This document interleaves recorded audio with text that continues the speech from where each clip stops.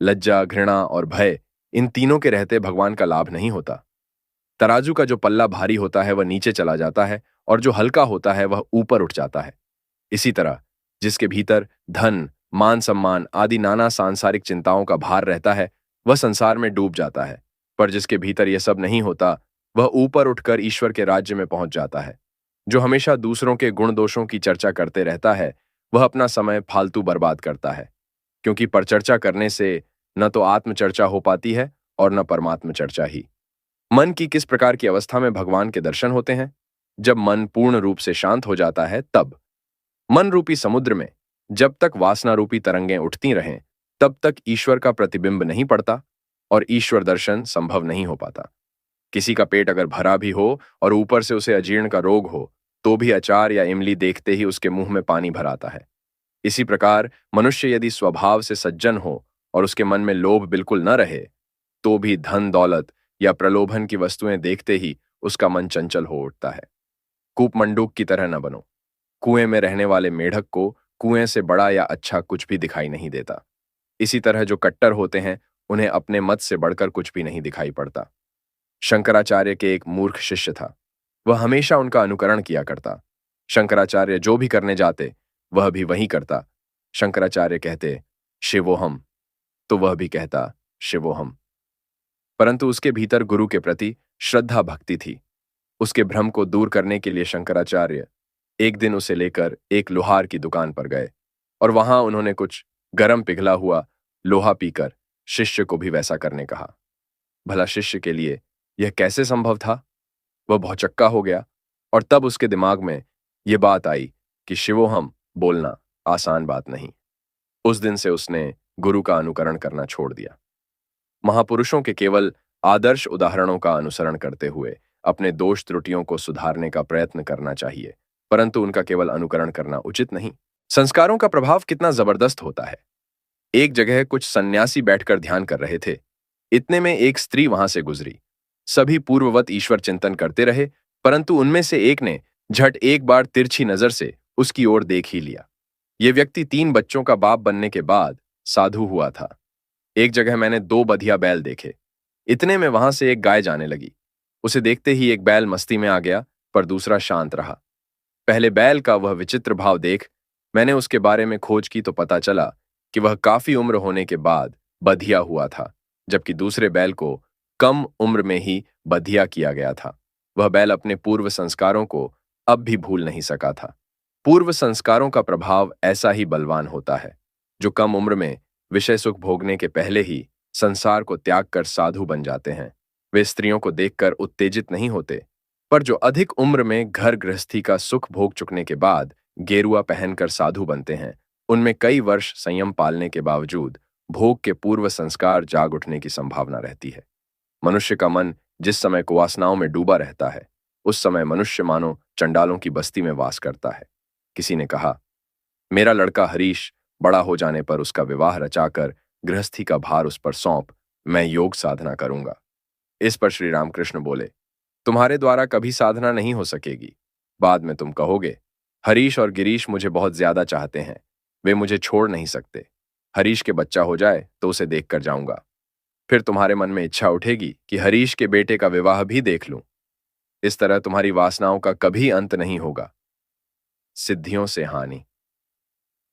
जादू मंत्र और सिद्ध शक्ति के चमत्कार दिखलाने वालों के निकट न जाया करो। ये लोग मन को सत्य के मार्ग से दूर बहका ले जाते हैं। सिद्धियां सच्चिदानंद ब्रह्म की प्राप्ति के मार्ग में अंतराय स्वरूप होती हैं। ऐसे लोगों का मन सिद्धियों के जाल में अटक जाता है। इन शक्तियों की कामना मत रखो, इनसे सावधान रहो। जो हीन बुद्धि होते हैं वे ही रोग, अच्छा करना, मुकद्दमा जिता देना, पानी पर चलना आदि सिद्धियां प्राप्त करना चाहते हैं। जो शुद्ध भक्त होते हैं वे ईश्वर के पाद पद्मों को छोड़ अन्य कुछ भी नहीं चाहते। श्री कृष्ण ने अर्जुन से कहा था, हे अर्जुन, यदि तुम में अष्ट सिद्धियों में से एक भी सिद्धि रहे तो तुम मुझे नहीं पा सकोगे। कारण, ये सिद्धियां मनुष्य के अहंकार को बढ़ाकर भगवान को भुलवा देती हैं। किसी व्यक्ति ने 14 वर्ष तक निर्जन में कठिन साधना करने के पश्चात जल पर चल सकने की सिद्धि प्राप्त की। सिद्धि प्राप्त कर वह अत्यंत आह्लाद के साथ अपने गुरु के निकट पहुंचा और कहने लगा, गुरुजी, गुरुजी, मुझे पानी पर से चलकर नदी पार करने की सिद्धि मिली है। गुरु ने उसका तिरस्कार करते हुए कहा, छी, छी, 14 साल तपस्या कर आखिर तूने यही सीखा? ये तो ढेले भर का काम है। 14 साल की मेहनत के बाद तूने जो सीखा वह काम तो लोग केवट को आधा पैसा देकर कर लेते हैं। सिद्धियों को विष्ठातुल्य हेय जानकर उनकी ओर ध्यान नहीं देना चाहिए।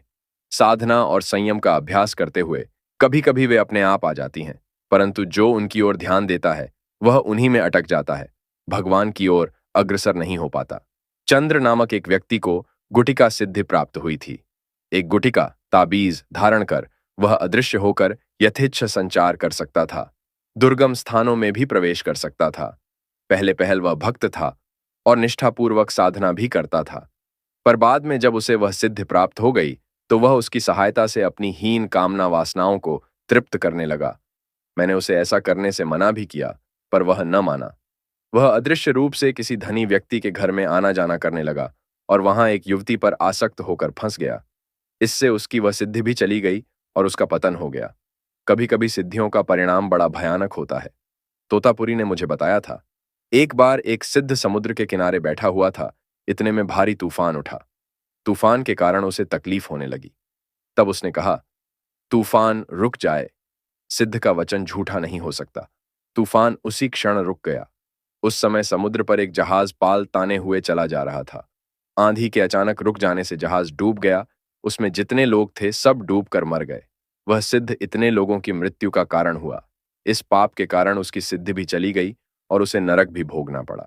जब मैं पंचवटी में साधना किया करता था, उस समय एक बार गिरिजा नाम का एक व्यक्ति वहां आया था। उसे योग सिद्धि प्राप्त थी।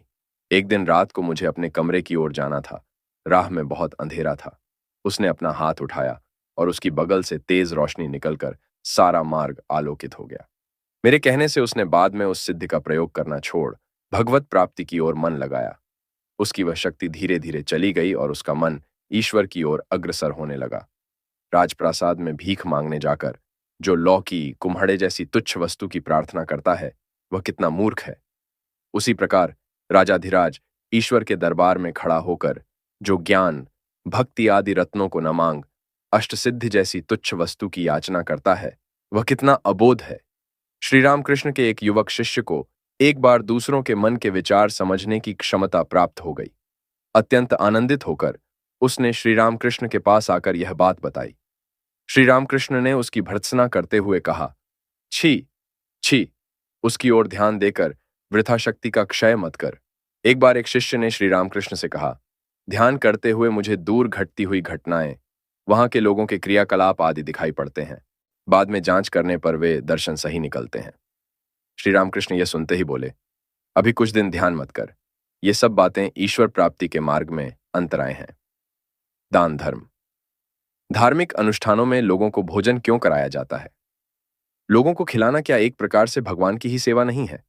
सब जीवों के भीतर वे अग्नि के रूप में विद्यमान हैं, अतः खिलाना यानी उन्हीं में आहुति चढ़ाना।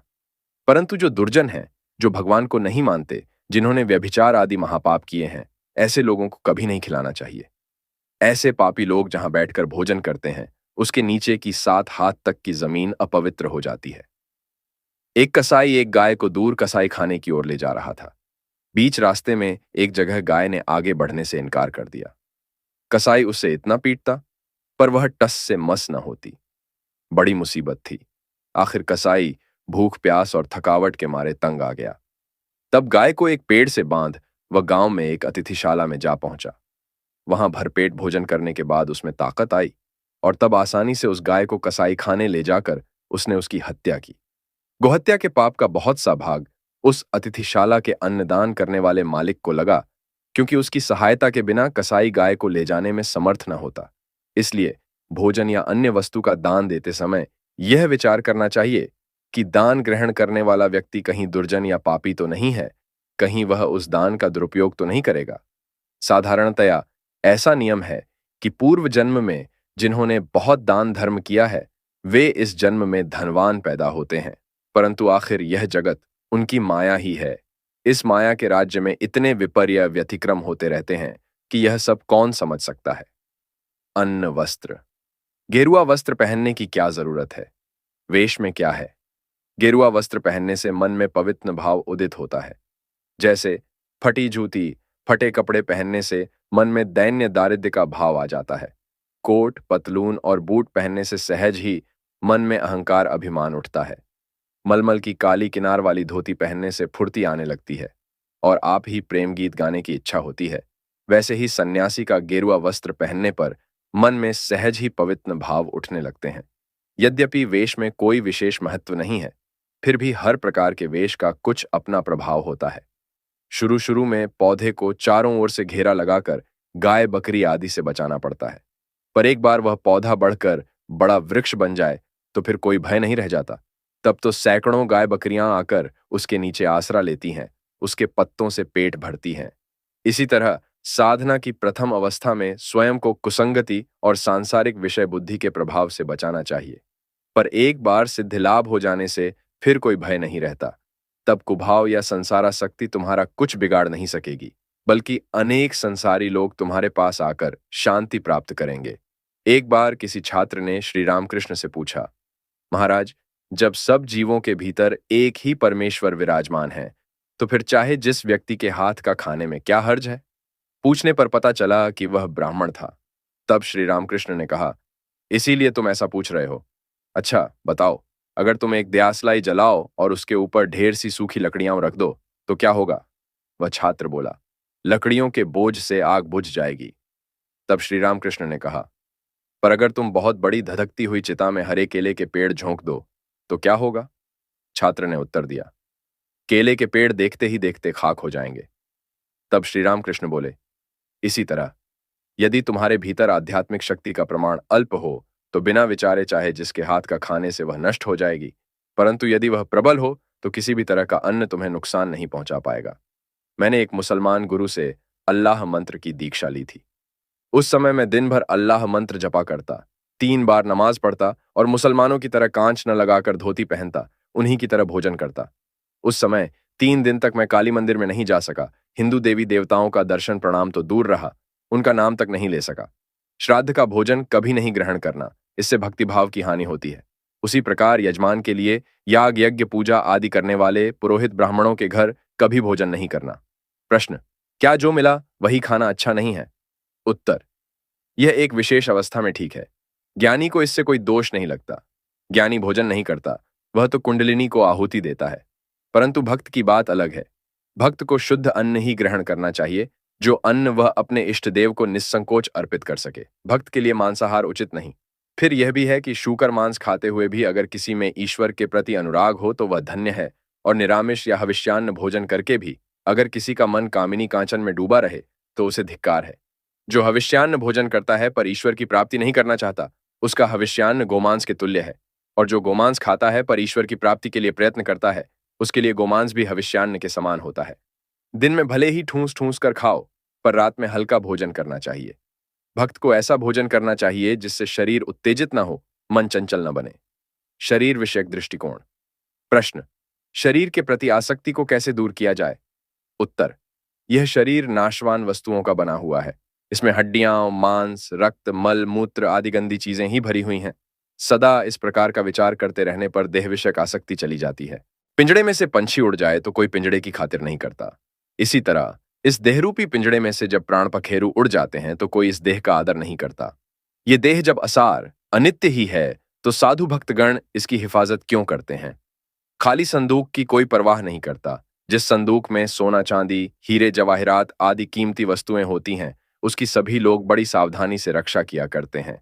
जिनके हृदय में भगवान विराजमान होकर नित्य लीला विलास कर रहे हैं, वे साधु भक्तगण अपनी देह की यत्नपूर्वक देखरेख किए बिना नहीं रह सकते। कष्ट भोग विषयक दृष्टिकोण। जिस घर में रहा जाता है उसका टैक्स भरना पड़ता है। इसी प्रकार इस देह में निवास करते समय रोग, शोक आदि टैक्स भरना पड़ता है। अच्छा फौलाद बनाने के पहले लोहे को बार बार भट्ठी में तपाना पड़ता है और बार बार हथौड़े से पीटना पड़ता है। तभी उससे पतली धारदार तलवार बन सकती है, जिसे चाहे जैसा झुकाया जा सकता है। इसी तरह शुद्ध नम्र बनकर ईश्वर दर्शन की योग्यता प्राप्त करने के पहले मनुष्य को भी शोक ताप में जलना पड़ता है, दुख क्लेश की चोट सहनी पड़ती है। केशवचंद्र सेन जब बीमार थे तब उनसे श्री रामकृष्ण ने कहा था, तुम्हें जो बीमारी हुई है इसका गहरा अर्थ है। तुम्हारी इस देह के भीतर कितने ही भावों का उदय अस्त हो चुका है, इसी का यह परिणाम है। जब ये भाव आते हैं उस समय कुछ समझ में नहीं आता, पर बाद में शरीर पर उसका असर पता चलता है।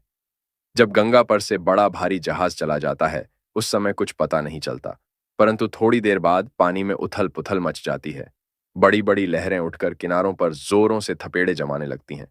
कभी कभी तो किनारों का कुछ भाग धंसकर गिर भी पड़ता है। अगर किसी छोटी सी कुटिया में हाथी घुस जाए तो वह उसे हिला डुल्लाकर बर्बाद कर डालता है।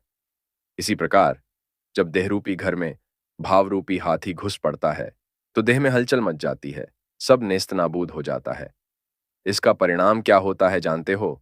जब आग लगती है तो बहुत सी चीजों को जलाकर खाक कर डालती है। ज्ञानाग्नि भी पहले काम, क्रोध आदि रिपुओं को जला डालती है, फिर अहम बुद्धि को भी नष्ट कर देती है। इससे देह में भारी उथल पुथल मच जाती है, देह क्षीर्ण हो जाती है। तुम सोचते होगे कि अब सब तय हो चुका है, पर जब तक अहम की थोड़ी भी कसर रह जाए तब तक वे तुम्हें नहीं छोड़ेंगे। एक बार तुमने अस्पताल में नाम लिखाया हो तो जब तक रोग की तनिक भी कसर रह जाएगी डॉक्टर तुम्हें छुटकारा नहीं देंगे। केशव सेन की बीमारी के समय श्री रामकृष्ण ने कहा था, ओस लगाने के उद्देश्य से माली बसरा गुलाब के पौधों को जड़ से उखाड़ देता है। जड़ में ओस लगने से पौधा अच्छी तरह बढ़ता है। कभी वह कुछ जड़ों को छांट भी देता है ताकि फूल अच्छे आए। शायद ईश्वर तुम्हारी जड़ खोद रहे हैं, जान पड़ता है कि उन्हें तुम्हारे द्वारा बड़े कार्य करवाने हैं। रोग के प्रति अपना मनोभाव व्यक्त करते हुए श्री रामकृष्ण कहते, देह का रोग देह ही जाने, मन तुम आनंद में रहो। शरीर को सुख हो या दुख, सच्चे भक्त के भीतर से ज्ञान विश्वास नष्ट नहीं हो पाता। उसका ज्ञान विश्वास कभी मंद नहीं होता। भला देखो तो पांडवों को कितनी भारी विपदाएं झेलनी पड़ी, पर फिर भी क्षण भर के लिए भी उनके भीतर ज्ञान ज्योति बुझ न पाई। सहनशीलता। वर्णमाला में इस वर्ण ही एक ऐसा है जिसके 3 रूप हैं, श, श, एस, अर्थात सह, सह, सह। बचपन में ही हमें वर्णमाला के भीतर से सहन करने की शिक्षा दी जाती है। सभी के लिए सहनशीलता अत्यंत महत्वपूर्ण गुण है। लुहार के यहाँ जो निहाई होती है उस पर कितने जोरों से हथौड़े की चोट पर चोट पड़ती जाती है, तथापि निहाई तनिक भी विचलित नहीं होती। इस पर से मनुष्य को धैर्य और सहनशीलता सीखनी चाहिए। वाणी का संयम। अपने भावों और भावनाओं को, अपने श्रद्धा विश्वास को अपने ही में रखो। उनके बारे में सबको बताते मत फिरो, नहीं तो भारी हानि होती है। साधन भजन जितना अधिक गुप्त रूप से किया जा सके उतना ही अच्छा। नम्रता तथा स्वाभिमान। स्वयं को ज्यादा चतुर समझना उचित नहीं। कौवा खुद को कितना चालाक समझता है, वह कभी फंदे में नहीं फंसता। भय की तनिक आशंका होते ही उड़ जाता है। कितनी चतुराई के साथ वह खाने की चीजें उड़ा ले जाता है, पर इतना होते हुए भी वह विष्ठा खाकर मरता है। ज्यादा चालाकी करने का यही परिणाम होता है। ऊंचा उठना हो, महान बनना हो तो पहले नीचा नम्र बनना चाहिए। चातक पक्षी का घोंसला नीचे होता है, पर वह आसमान में बहुत ऊंचा उड़ता है। ऊंची जमीन में खेती नहीं होती, उसके लिए नीची जमीन चाहिए जहां पानी जम सके, तभी खेती हो सकती है। फलवान वृक्ष की डालियां सदा नीचे को झुकी होती हैं। अगर तुम बड़ा बनना चाहते हो तो छोटा नम्र बनो। जहां और लोग सिर झुकाते हैं वहां पर तुम्हें दंडवत करना चाहिए। मैं लेक्चर दे रहा हूं, तुम लोग सुनो। इस प्रकार का अहम भाव, आचार्यपन का अभिमान नहीं रखना चाहिए। अज्ञान अवस्था में ही अहंकार रहता है, ज्ञान होने पर नहीं। जिसमें गर्व नहीं उसी को ज्ञान लाभ होता है। बरसात का पानी नीची जमीन पर ही ठहरता है, ऊंची जगह पर ठहर नहीं पाता। तराजू का जो पलड़ा भारी होता है वह नीचे आ जाता है और जो हल्का होता है वह ऊपर उठ जाता है। इसी तरह जो व्यक्ति गुणी और सामर्थ्यवान होता है वह सदा नम्र और विनयशील होता है। मूर्ख ही झूठे अहंकार अभिमान से फूला रहता है। तूफान में उड़ने वाली झूठी पत्तल की तरह निरहंकार और नम्र बनो। सुई में धागा पिरोना हो तो धागे को पहले ऐंठ कर नुकीला बनाओ ताकि उसमें रोए न रहें, तभी वह सुई के छेद में से जा सकता है। मन को ईश्वर में निमग्न करना हो तो दीन हीन विनम्र बनो, वासना रूपी रोए दूर कर दो। कई लोग विनय का ढोंग रचते हुए कहते हैं, मैं कीट हूं। इस प्रकार स्वयं को हमेशा कीट कहते कहते कुछ दिनों बाद मनुष्य वास्तव में ही कीट की तरह दुर्बल बन जाता है। मन में कभी हीन भाव या हताशा नहीं आने देना चाहिए। उन्नति के पथ पर हताशा बड़ा भारी शत्रु है। हताश हो जाने से धर्मपथ पर अग्रसर नहीं हुआ जा सकता। जिसका जैसा भाव होता है उसे वैसा ही फल लाभ होता है। यथार्थ मनुष्य तो वही है जो मान होश हो, अर्थात जिसमें स्वाभिमान का होश हो। दूसरे लोग तो निरे मानुष हैं। जो अहंकार आत्मा की महिमा को प्रकट करता है वह अहंकार नहीं। जो विनय आत्मा के गौरव को नीचे लाती है वह विनय नहीं, सरलता।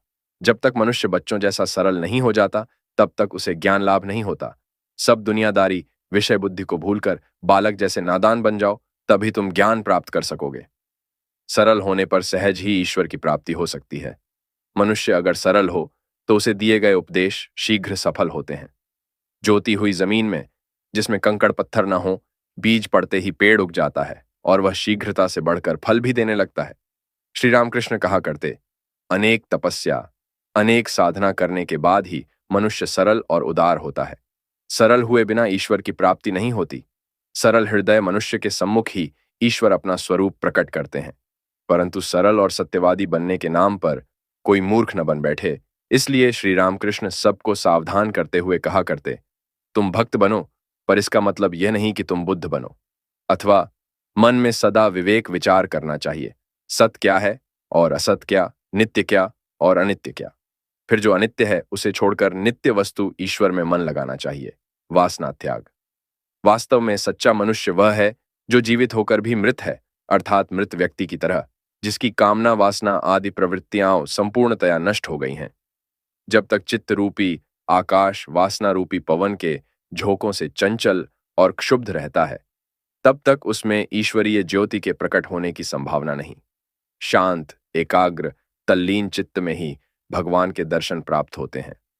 जब तक वासना का लेश मात्र भी रहे तब तक ईश्वर दर्शन नहीं होते। इसलिए सामान्य वासनाओं को तृप्त कर लो और बड़ी बड़ी वासनाओं को विवेक विचार पूर्वक त्याग दो।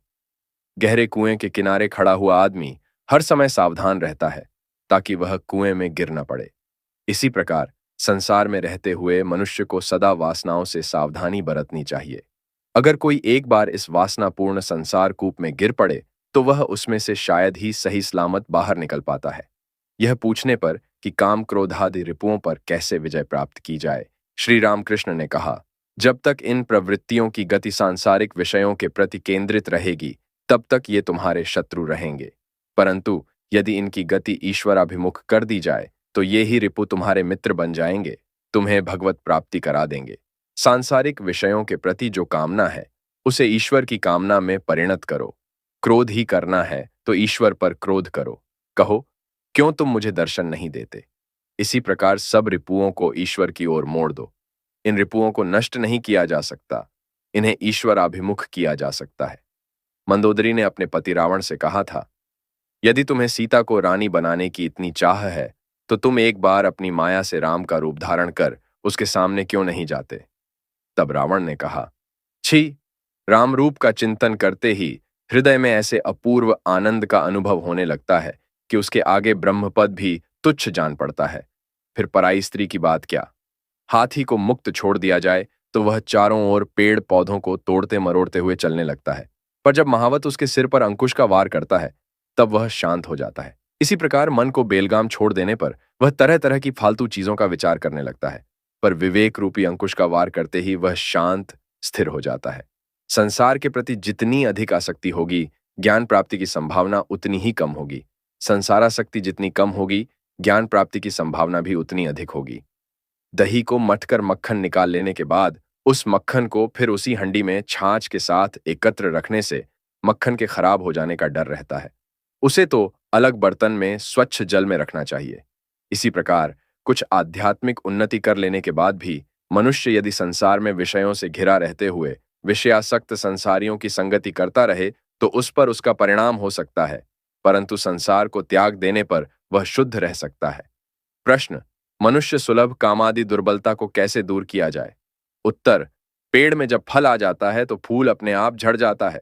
इसी तरह मनुष्य में दैवी भाव का विकास होने पर दोष दुर्बलता आदि मानवीय भाव अपने आप दूर हो जाते हैं। एक बार अगर तीव्र वैराग्य के द्वारा भगवान की प्राप्ति कर ली जाए तो फिर कामिनी के प्रति आसक्ति या लालसा नहीं रह जाती। स्वयं की स्त्री से भी कोई भय नहीं रह जाता। यदि लोहे के एक ओर बड़ा चुंबक हो और दूसरी ओर छोटा तो लोहे को कौन खींचेगा, बड़ा चुंबक ही। ईश्वर बड़ा चुंबक है और कामिनी छोटा। ईश्वर के सामने भला कामिनी क्या कर सकेगी। प्रश्न, भोग सुख का आकर्षण कैसे दूर हो सकता है। उत्तर, सर्व सुखों के घनीभूत मूर्ति स्वरूप भगवान का लाभ होने पर ही यह संभव होता है। जो उन्हें प्राप्त कर लेता है उसका मन संसार के तुच्छ असार विषय सुखों के प्रति आकर्षित नहीं होता। हिंचा साग की गिनती सागों में नहीं होती, मिश्री मिठाइयों में नहीं गिनी जाती। हिंचा साग या मिश्री स्वास्थ्य के लिए हानिकारक नहीं, वरना उनसे तो लाभ ही होता है। प्रणव या ओंकार की गणना शब्दों में नहीं है, वह ब्रह्म का प्रतीक है। इसी प्रकार भक्ति या ज्ञान की कामना को कामनाओं में नहीं गिना जा सकता। स्त्रियों के प्रति मनोभाव, नारी मात्र ही भगवती जगत जननी का अंश है, अतः सभी को स्त्रियों की ओर मातृ दृष्टि से देखना चाहिए। स्त्रियां स्वभाव से भली हो या बुरी, सती हों या असती, उन्हें सदैव आनंदमयी जगन माता की मूर्ति के रूप में देखना चाहिए। प्रश्न: स्त्रियों को किस दृष्टि से देखना चाहिए? उत्तर: जिसने सत्य स्वरूप भगवान के दर्शन प्राप्त कर लिए हैं, उसे स्त्रियों से कोई भय नहीं रह जाता। उसे तो स्त्रियां साक्षात भगवती जगत जननी का ही अंश प्रतीत होती हैं। ऐसा व्यक्ति न केवल स्त्रियों का आदर सम्मान करता है, बल्कि वह तो उनकी मातृबोध से प्रत्यक्ष पूजा करता है। प्रश्न: काम पर किस तरह विजय प्राप्त की जाए? उत्तर: सभी स्त्रियों को अपनी माता की तरह देखो। कभी स्त्रियों के चेहरे की ओर नजर न डालो, सदा उनके पैरों की ही ओर दृष्टि रखो। ऐसा करने पर कोई कुभाव नहीं आ पाएगा। पति के साथ रहते हुए भी जो स्त्री ब्रह्मचर्य का पालन करती है, वह तो साक्षात भगवती ही है। प्रश्न: महाराज, तंत्र मतानुसार स्त्री को साथ लेकर जो साधना का विधान है, उसके बारे में आपकी क्या राय है? उत्तर: वे मार्ग सुरक्षित नहीं है, वे अत्यंत कठिन हैं, उनमें प्रायः पतन हुआ करता है। तंत्र मत के अनुसार 3 प्रकार की साधनाएं हैं: वीर भाव, दासी भाव और संतान भाव। जगन माता के प्रति इन 3 भावों में किसी एक भाव को आरोपित कर साधना की जा सकती है। मेरा भाव मातृभाव है, दासी भाव भी अच्छा है। वीर भाव की साधना बहुत कठिन और भयपूर्ण है। संतान भाव अत्यंत शुद्ध भाव है। यदि तुम भगवत कृपा प्राप्त करना चाहते हो तो पहले आद्या शक्ति स्वरूपिणी महामाया को प्रसन्न करो। उन्होंने ही समस्त संसार को मुग्ध कर रखा है। वे ही सृष्टि, स्थिति और प्रलय का खेल खेल रही हैं। उन्होंने सबके ऊपर अज्ञान का पर्दा डाल रखा है, सबको अज्ञानी बना रखा है। जब तक वे द्वार पर से न हट जाएं, तब तक कोई जीव भीतर प्रवेश नहीं कर सकता। बाहर पड़े रहकर हमें केवल बाहरी वस्तुएं ही दिखाई देती हैं। नित्य सच्चिदानंद पुरुष के दर्शन नहीं हो पाते। शक्ति ही जगत का मूल आधार है। इस आद्या शक्ति के भीतर विद्या और अविद्या दोनों है। अविद्या से कामिनी कांचन उत्पन्न होते हैं। वह जीव को मोहमुग्ध करती है और बंधन में डालती है। विद्या से भक्ति, दया, ज्ञान और प्रेम की उत्पत्ति होती है। वह जीव को ईश्वर की ओर ले जाती है। इस अविद्या को प्रसन्न करना होगा। इसीलिए शक्ति पूजा की व्यवस्था है। उसे प्रसन्न करने के लिए नाना भावों से पूजा की जाती है, जैसे दासी भाव, वीर भाव, संतान भाव। शक्ति साधना कोई दिल्लगी नहीं, इसमें बड़ी कठिन और विकट साधनाएं हैं। मैं 2 साल तक जगन माता की दासी और सखी के भाव से रहा, परंतु मेरा तो संतान भाव है। मेरे लिए सभी स्त्रियों का स्तन अपनी माता के स्तन की तरह है। स्त्रियां शक्ति की एक एक मूर्ति है। पश्चिम की ओर विवाह के समय दूल्हे के हाथ में छुरी रहती है और बंगाल में सरौता। इसका अर्थ है उस शक्ति स्वरूपिणी कन्या की सहायता से वर मायापाश को काट सकेगा। वह वीर भाव है। मैंने वीर भाव की साधना नहीं की। मेरा संतान भाव है। भक्त और उसका परिवार। प्रश्न: अगर साधक से उसकी स्त्री कहे कि तुम मेरी ठीक तरह से देखभाल नहीं करते, मैं आत्महत्या करूंगी, तो क्या करना चाहिए? उत्तर: ऐसी स्त्री को जो ईश्वर के मार्ग में विघ्न डालती हो, त्याग देना चाहिए। चाहे वह आत्महत्या करे या कुछ भी करे। जो स्त्री ईश्वर के मार्ग में विघ्न डालती है, वह अविद्या रूपिणी स्त्री है। परंतु जिसकी ईश्वर पर आंतरिक भक्ति है, सभी उसके वश में आ जाते हैं। राजा, दुर्जन व्यक्ति, स्त्री, सब। स्वयं के भीतर यदि सच्ची आंतरिक भक्ति हो तो स्त्री भी धीरे धीरे ईश्वर की राह पर आ सकती है। स्वयं भले होने पर ईश्वर की इच्छा से वह भी अच्छी बन सकती है। माता पिता क्या कम है, उनके प्रसन्न हुए बिना धर्म कर्म कुछ नहीं हो पाता। श्री चैतन्य देव को ही लो। वे तो प्रेम से उन्मत्त हो गए थे, परंतु फिर भी संन्यास लेने के पहले वे कितने दिनों तक अपनी माता को मनाते रहे। उन्होंने कहा था, मां, मैं बीच बीच में आकर तुम्हें देख जाया करूंगा। मनुष्य के कुछ आरण होते हैं: देवरण, अर्षऋण, फिर मातृऋण, पितृऋण, स्त्रीऋण। माता पिता के ऋण को चुकाए बिना कोई कार्य सफल नहीं हो पाता। स्त्री के प्रति भी आरण होता है। हरीश अपनी पत्नी को त्याग कर यहां आकर रहता है। अगर उसकी स्त्री के गुजर बसर की व्यवस्था न होती तो मैं कहता कि साला ढोंगी है। उस हठयोगी के लिए अफीम और दूध का बंदोबस्त कैसे हो, इसी फिक्र में राम प्रसन्न सदा मारा मारा फिरता है। कहता है कि मनु ने साधु सेवा का विधान दिया है। इधर बूढ़ी माँ को खाने नहीं मिलता, वह खुद सौदा लेने हाट बाजार जाया करती है। ये सब देखकर ऐसा गुस्सा आता है कि क्या कहूं। परंतु एक बात है, यदि किसी की प्रेमोन्माद अवस्था हो जाए तो फिर कौन बाप, कौन माँ और स्त्री ईश्वर पर इतना प्रेम हो कि दीवाना बन जाए, फिर उसके लिए कुछ कर्तव्य नहीं रह जाता। वह सभी आरणों से मुक्त हो जाता है। यह प्रेमोन्माद की अवस्था आने पर मनुष्य को संसार का विस्मरण हो जाता है। अपनी देह जो इतनी प्यारी होती है, उसकी भी सुध नहीं रह जाती।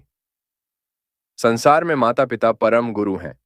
वे जब तक जीवित रहें तब तक यथाशक्ति उनकी सेवा करनी चाहिए और उनकी मृत्यु के बाद यथासाध्य उनका श्राद्ध करना चाहिए। जो पुत्र अत्यंत निर्धन है, जिसमें श्राद्धादि करवाने की सामर्थ्य नहीं है, उसे भी वन में जाकर उनका स्मरण करते हुए रोना चाहिए, तभी उनके ऋण का चुकता होता है। केवल ईश्वर के लिए माता पिता की आज्ञा का उल्लंघन किया जा सकता है, जैसे कि प्रहलाद ने पिता के मना करने पर भी कृष्ण नाम लेना नहीं छोड़ा। मां के मना करने पर भी ध्रुव तपस्या करने वन में गया, इससे उन्हें कोई दोष नहीं लगा। प्रार्थना तथा भक्ति भाव। प्रश्न, क्या भगवान से प्रार्थना जोर से करनी चाहिए? उत्तर, उनसे चाहे जिस प्रकार प्रार्थना करो वे अवश्य ही सुनेंगे। वे चींटी के पग की आवाज तक सुन सकते हैं। प्रश्न, क्या सचमुच ही वे प्रार्थना सुनते हैं? उत्तर, हां। यदि मन और मुख एक करके किसी वस्तु के लिए व्याकुल होकर प्रार्थना की जाती है तो वह प्रार्थना सफल हुआ करती है। पर जो मुंह से तो कहता है कि प्रभु यह सब कुछ तुम्हारा है, पर मन ही मन सोचता है कि यह सब मेरा है, उसकी प्रार्थना का कोई फल नहीं होता। तुम्हारे भावों में किसी प्रकार का छल कपट न हो, सच्चे निष्कपट बनो, मन मुख एक करो, तुम्हें अवश्य ही फल मिलेगा। सरल आंतरिक भाव से प्रार्थना करो, वे तुम्हारी प्रार्थना अवश्य ही सुनेंगे। तुम्हारे भीतर जो भाव हो, बाहर तुम्हारी वाणी भी उसी के अनुसार होनी चाहिए। मन और मुख एक होना चाहिए। यदि तुम केवल मुख से कहो कि भगवान मेरे सर्वस्व हैं, पर मन ही मन संसार को ही सर्वस्व मानो, तो इससे तुम्हें कुछ लाभ नहीं होगा। राजा के पास जाना हो तो पहले द्वार पर सिपाही संतरियों की बहुत खुशामद करनी पड़ती है। इसी प्रकार राजाधिराज ईश्वर के समीप पहुंचना हो तो साधन भजन, सत्संग और भक्त सेवा आदि अनेक उपाय करने पड़ते हैं। सांसारिक विषयों की चिंता करते हुए मन को अस्थिर न होने दो। जो कुछ करना आवश्यक हो उसे ठीक समय पर करो। मन को सदा भगवान में मग्न रखो। जब तक कंपास का कांटा उत्तर की ओर रहे तब तक जहाज की दिशा भूलकर संकट में पड़ने का भय नहीं। यदि मन स्थिर होकर सदा ईश्वर की ही ओर लगा रहे तो जीवन रूपी जहाज भी सभी संकटों को पार कर आगे बढ़ता जाएगा। प्रार्थना कैसे की जाए, यही मुख्य है। संसार की वस्तुओं के लिए प्रार्थना नहीं करनी चाहिए, नारद की तरह प्रार्थना करनी चाहिए। नारद ने रामचंद्र जी से कहा था, हे राम, यही करो कि तुम्हारे चरण कमलों में मेरी शुद्ध भक्ति हो। राम ने कहा, तथास्तु, और कोई वर लो।